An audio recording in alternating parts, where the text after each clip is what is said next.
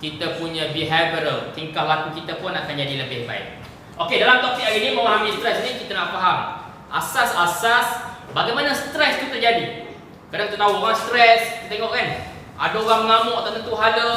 Kadang-kadang kita tengok orang yang lebih warga emas lah, yang ada penyakit yang dipanggil recurring illness, penyakit yang berulang-ulang, chronic disease, penyakit kan.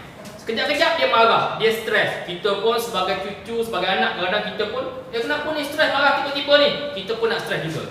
Tapi kalau kita faham lepas ni, insya-Allah kita akan lebih cool, kita akan lebih tenang. Stres ni, okey, kita faham asasnya disebut sebagai satu keadaan yang mana kita rasa diri kita ni antara kita rasa diri kita macam terancam, rasa tercabar. Rasa tercabar boleh jadi juga stres. Maknanya kita rasa terancam ataupun kita rasa macam tercabar. Okey, kita rasa situasi itu kita nilai macam terancam atau tercabar, so dia akan come out dengan stres. Okey, itu secara asasnya. Dan stres ni boleh terjadi berpunca daripada fizikal. Fizikal lah, kita punya keadaan badan dan sebagainya. Emotional, emosi kita kadang tak stabil kan. Jadi mood swing, asyik nak marah, stres. Ada orang belajar pun emosi dia tak stabil dan dia jadi juga stres. Okey. Yang ketiga, kognitif. Kognitif ni apa, siapa tahu? Pernah dengar kognitif? Perkembangan kognitif. Kognitif ni pemikiran atau perkembangan pemikiran. Apa-apa yang berkaitan dengan yang kita fikir, thinking, dia adalah kognitif secara psikologi. Okey. Dan yang terakhir adalah behavioral response. Respon tingkah laku. Ada orang stres, dia akan respon tingkah laku. Dia nak marah dan sebagainya. Disebabkan pemikiran, tingkah laku, emosi, fizikal. Empat ni dia boleh menyebabkan manusia jadi stres, termasuk kita sendiri.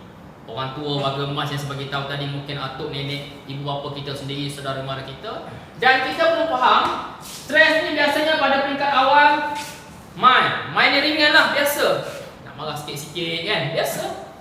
Ada orang stres dia dapat absorb balik dan dia jadi tenang, jadi cool.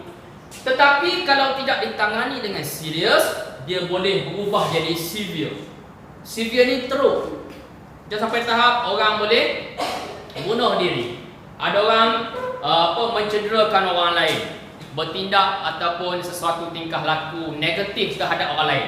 Selain daripada diri dia boleh bertindak negatif terhadap diri dia, dia juga bertindak bila sampai tahap severe, dia akan boleh membahayakan environment yang ada dekat dia. Okey, boleh? Sebab itu bila kita faham, kita kena faham untuk diri kita sendiri dan juga untuk kita jadi fungsi dalam keluarga kita, masyarakat dengan lebih cantik. Okey, fizikal lah, saya nak cerita sikit tentang fizikal ni. Sebagai contoh yang saya sebut tadi, okey ni, physical fatigue. Physical fatigue ni maknanya keletihan fizikal. Sebab tu kadang-kadang mungkin atuk atau nenek atau ibu bapa mak ayah kita, dia bawa balik daripada kerja jauh, tiba-tiba malam dia sampai, kita tak kemas bilik kita, contoh ya. Dan ayah kita stres, dia marah. Ni kenapa ni Farhan, contoh, tak kemas bilik ni, dia marah. Farhan dia tak kemas bilik, ayah dia stres.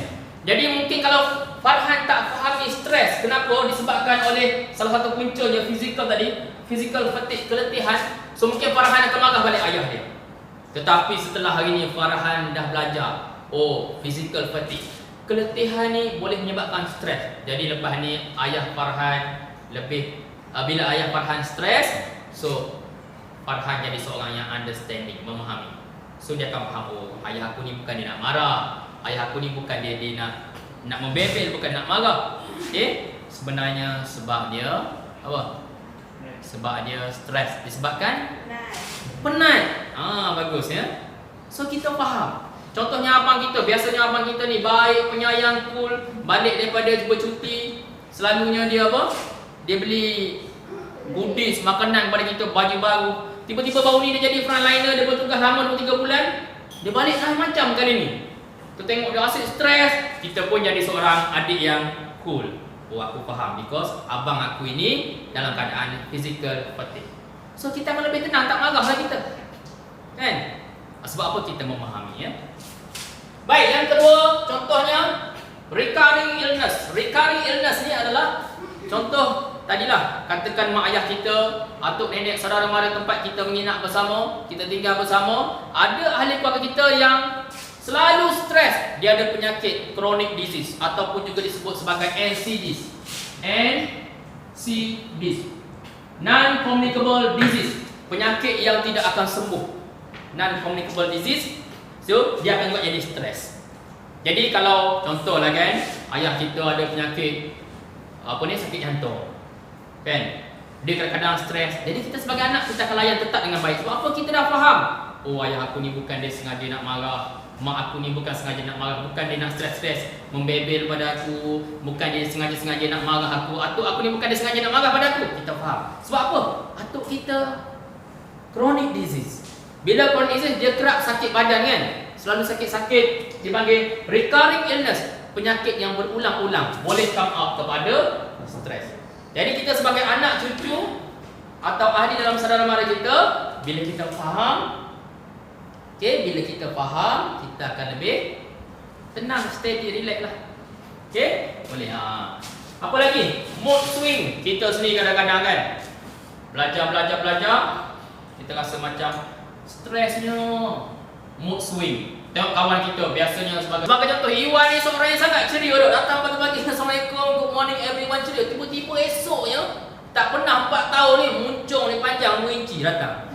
Lepas kena cek suhu tu, muncul ni maknanya mungkin semalam Iwan ni mood swing daripada malam tadi. Dia WhatsApp kawan dia semua blue tick tapi tak balas, mood swing hari ni. Ya, contoh. Jadi Iwan ni stres, kita faham. Oh, patut pun semalam dalam tu Iwan tanya soalan, semua tak jawab. Tanya personal, semua blue tick, semua jawab. Jadi hari ni Iwan mood swing. Jadi Iwan stres, kita jangan marah.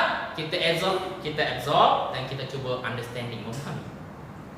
Sebab itu ilmu stres ini kalau kita faham dengan baik, angle orang yang kuat marah ni, orang yang selalu marah ni, dia marah-marah, tiba dia mengamuk stres, kita cuba untuk coolkan keadaan.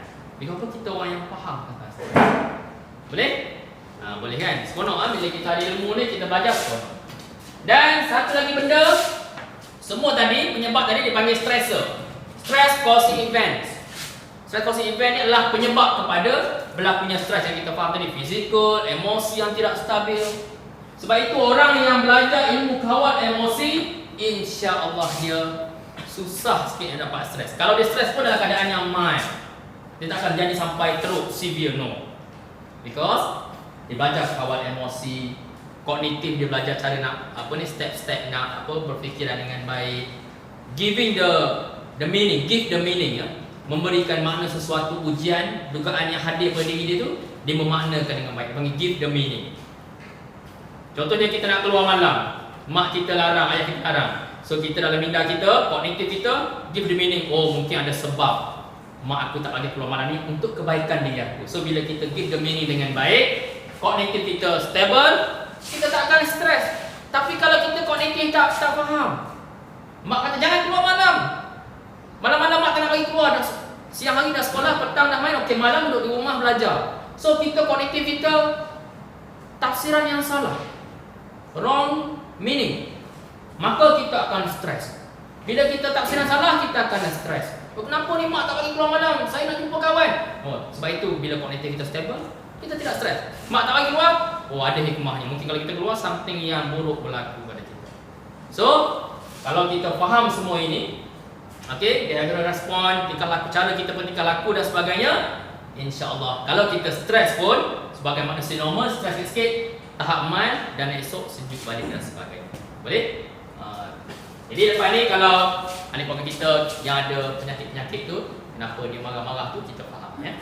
Boleh? Ramai orang tanya, ada tak stres ni mendatangkan kebaikan? Yes, ada stres yang mendatangkan kebaikan. Dia namakan sebagai apa ni? Apa sebut ni? Eustress nama. Kita panggil eustress. Eustress ni adalah stres yang positif. Contohnya kamu nak SPM tahun ni kan, ada sedikit tertekan ya, eustress. SPM dah dekat ni, markah aku, admit aku masih lagi 55. Aku nak sebelum September ini aku dapat at least 70 atau 75. So, eustress, stres yang positif. Stres begini menyebabkan kita rasa nak belajar. Matematik ataupun sejarah. Ini kalau aku fail sejarah ni tak layak dapat sijil. So dia akan tolak diri kita melalui eustress. Rasa nak belajar sikit, ada sedikit tekanan, tetapi tekanan yang baik menyebabkan kita jadi belajar dan kita ada improvement. Okay, so ini stres yang positif dinamakan eustress. Jadi eustress ni bagus ke tidak? Bagus ya. Dalam hidup kita, dan ramai orang berjaya kerana eustress inilah mereka menjadi orang yang hebat. Sebab apa? Ada benda yang menolak mereka untuk berubah. Kalau tak stres langsung, SPM 6 Januari 2021, bulan Disember masih relax, tak ada stres langsung, tak ada eustress. Relax, tak baca buku, relax, steady. Markah masih sejarah contohnya masih 40, 30, dah bulan November, Disember masih relax. Itu tidak bagus. Okay? Sebab itu kita perlu juga, Iwan ya, kita perlu ada juga stres yang positif, eustress ini untuk memastikan kita dapat melonjak menjadi orang yang lebih baik dalam membuat perubahan. Boleh? Okey, clear? Ada apa-apa nak tanya? Jadi cikgu harap lepas ni, apabila kita dah belajar basic tentang stres, kita dah tenang, kita dah cool, kita steady, maka kita akan menjadi orang yang lebih hebat, yang lebih matured, lebih matang, lebih apa? Kata kesedaran, kematangan ataupun self efficacy yang begitu cantik dan akan menjadikan kita orang yang hebat. Boleh? So lepas ni belajar ya. Kalau ada eustress, okey, improve lagi kita punya academic achievement, kita improve lagi kita punya karakter, diri kita, character building untuk menjadi orang yang baik. Jadi masa yang masih ada, belajar baik, jangan stres. Sama ada dalam bentuk family atau bersama kawan-kawan. Hari ini kita dah belajar ilmu tentang asas-asas stres. So insya-Allah lepas ini kita akan menjadi orang yang lebih baik. Okey, jadi rumusannya hari ini kita belajar dua benda besar. Satu stres dan yang kedua eustress. So kita dah faham punca-punca stres, asasnya, dan kenapa contohnya mak ayah kita kadang-kadang marah disebabkan kita punya tingkah laku yang mungkin kurang sesuai. Mengapa saudara mara kita atau nenek kita kadang-kadang ada chronic disease, kerap stres. Kenapa? Kerana memang stres salah satunya recurring illness. Sebab ni kita akan lebih cool lah, kita faham kan? Sebab memang normal lah begitu. Dia jadi stres sebab dia dalam keadaan yang recurring lah. Kejap-kejap sakit, kejap-kejap sakit. So, boleh? Okay? So, dan kemudian adalah eustress yang akan mendatangkan kesan yang positif, yang baik terhadap diri kita untuk berubah daripada satu situasi kepada situasi yang lebih baik. Okay? Ada soalan? Boleh tanya? Cuba angkat tangan jujur. Siapa yang pernah stres? Sikit-sikit. Maknanya normal lah tu ya, normal. Kalau cikgu, saya tak pernah. Sejak mak saya lahir dengan saya, daripada saya berumur sehari sehinggalah sekarang saya 17 tahun, saya tak pernah stres. Itu mungkin tak apa normal. Ya. Dia biasa ya, stres ni memang semua orang akan stres. Tetapi macam mana kita nak handle? Kita nak faham dan kita handle, kita insya-Allah kita akan menjadi orang yang lebih baik. Dan mungkin juga guru-guru kita sekali-sekala ada marah tegur kita kerana untuk kebaikan kita. Supaya mungkin cikgu tegur, cikgu marah untuk improve kita melalui eustress. Boleh? Supaya kita dapat meningkat.